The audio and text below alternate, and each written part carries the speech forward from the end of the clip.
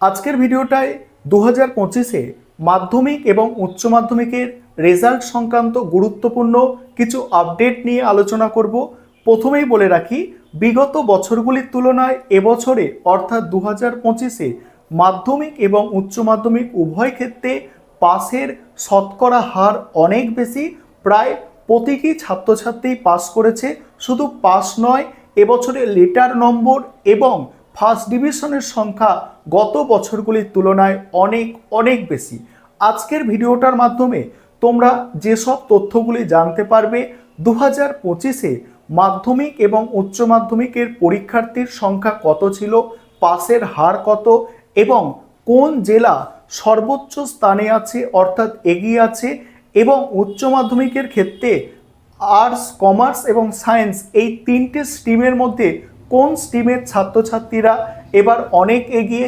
আরেকটা বিষয় প্রথমেই বলে রাখি, উচ্চ মাধ্যমিকের রেজাল্ট কিন্তু মাধ্যমিকের তুলনায় অনেক বেশি ভালো হয়েছে, অর্থাৎ মাধ্যমিকের তুলনায় উচ্চ মাধ্যমিকে এবছরে পাসের হার আরও অনেক বেশি। সম্পূর্ণ তথ্য জানার জন্য স্কিপ না করে প্রথম থেকে শেষ পর্যন্ত ভিডিওটা দেখতে থাকো। প্রথমেই বলে রাখি, তোমরা প্রত্যেকে জানো মাধ্যমিকের রেজাল্ট প্রকাশিত হতে চলেছে 2 মে এবং উচ্চ মাধ্যমিকের রেজাল্ট প্রকাশিত হতে চলেছে 7 মে, অর্থাৎ মাধ্যমিকের রেজাল্ট মে মাসের 2 তারিখ এবং উচ্চ মাধ্যমিকের রেজাল্ট মে মাসের 7 তারিখে প্রকাশিত হতে চলেছে। মাধ্যমিকের রেজাল্ট প্রকাশিত হতে চলেছে প্রেস কনফারেন্সের মাধ্যমে। সকাল 9টা থেকে প্রেস কনফারেন্স হবে। তারপরে তোমরা 10টা বাজতে 15 মিনিট বাকি থাকবে, অর্থাৎ 9টা 45 থেকে তোমরা কিন্তু বিভিন্ন ওয়েবসাইট এবং অ্যাপের মাধ্যমে মাধ্যমিকের রেজাল্ট দেখতে পাবে। এবং উচ্চ মাধ্যমিকের ক্ষেত্রে 7 তারিখে বেলা 12টা থেকে প্রেস কনফারেন্স করা হবে এবং তোমরা একটা থেকে বিভিন্ন ওয়েবসাইট এবং অ্যাপের মাধ্যমে তোমরা তোমাদের রেজাল্ট দেখতে পাবে, অর্থাৎ রেজাল্টের প্রতিলিপি তোমরা দেখতে পাবে।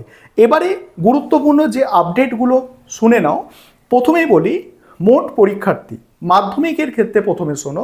মাধ্যমিকের ক্ষেত্রে এবছর অর্থাৎ 2025-এ মোট পরীক্ষার্থীর সংখ্যা 8,76,031 জন। সেখানে ছাত্রদের সংখ্যা ছিল 4,02,444 জন এবং ছাত্রীর সংখ্যা আরও একটু বেশি, 4,73,587 জন।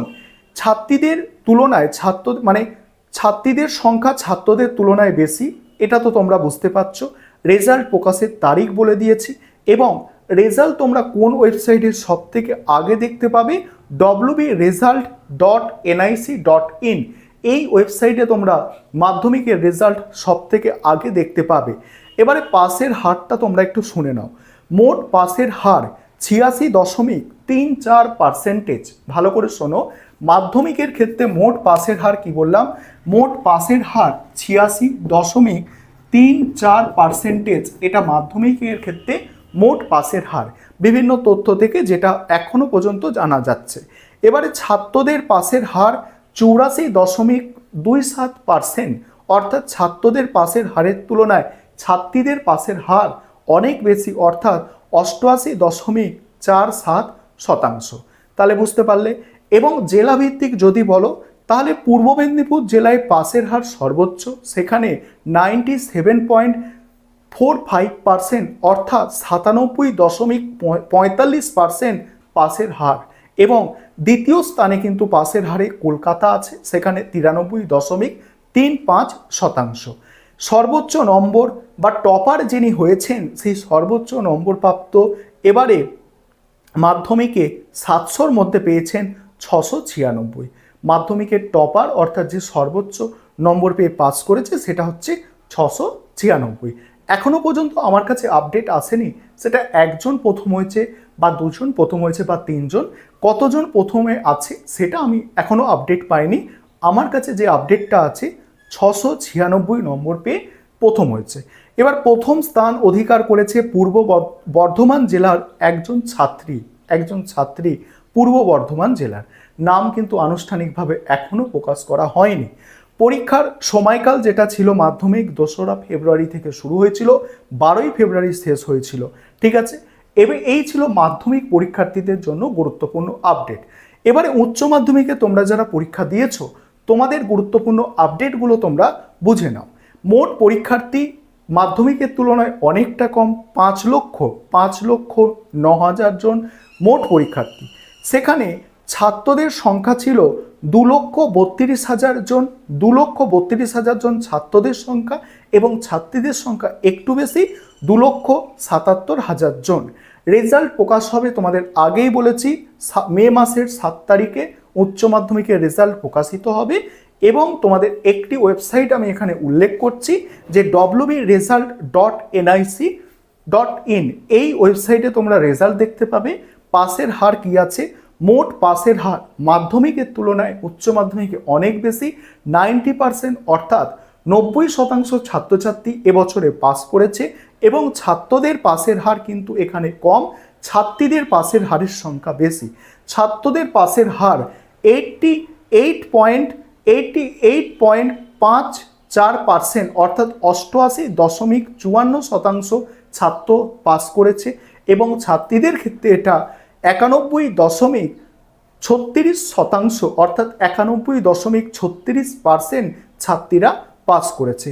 এবং শীর্ষ জেলায় যেগুলো আছে, পূর্ব মেদিনীপুরে পাসের হার সবথেকে বেশি, 95.77%, এবং দক্ষিণ 24 পরগনায় তারপরেই আছে পাসের হার 92.87%। তারপরেই পশ্চিম মেদিনীপুর, পাসের হার হচ্ছে 92.72%। বিভাগীয় অনুযায়ী পাসের হার কি আছে, সায়েন্স টিম, যারা সায়েন্স টিমে আছে তাদের পাসের হার হচ্ছে 92.6%, সব থেকে বেশি। কমার্স টিমে তারপর দ্বিতীয় স্থানে আছে পাসের হারে 88.3%, এবং আর্টস টিমে যারা আছো তোমরা, তোমাদের পাসের হার 89.7%। এই ছিল তোমাদের গুরুত্বপূর্ণ কিছু আপডেট। রেজাল্ট বা ফলাফল কিভাবে দেখবে, তোমাদের রোল নম্বর এবং জন্ম তারিখের মাধ্যমে তোমরা পুট করে তোমরা কিন্তু রেজাল্ট দেখতে পারবে। এরপরে গুরুত্বপূর্ণ আপডেট পাওয়ার জন্য অবশ্যই চ্যানেলের সঙ্গে থাকো, চ্যানেল সাবস্ক্রাইব করে রাখো। আমাদের এই চ্যানেলে প্রধানত কলেজের ছাত্রছাত্রীদের জন্য আর্টস বিষয়ের ওপরে সাজেশান এবং নোটস প্রোভাইড করা হয়ে থাকে। তোমরাও চাইলে চ্যানেল সাবস্ক্রাইব করে সঙ্গে যুক্ত হতে পারো।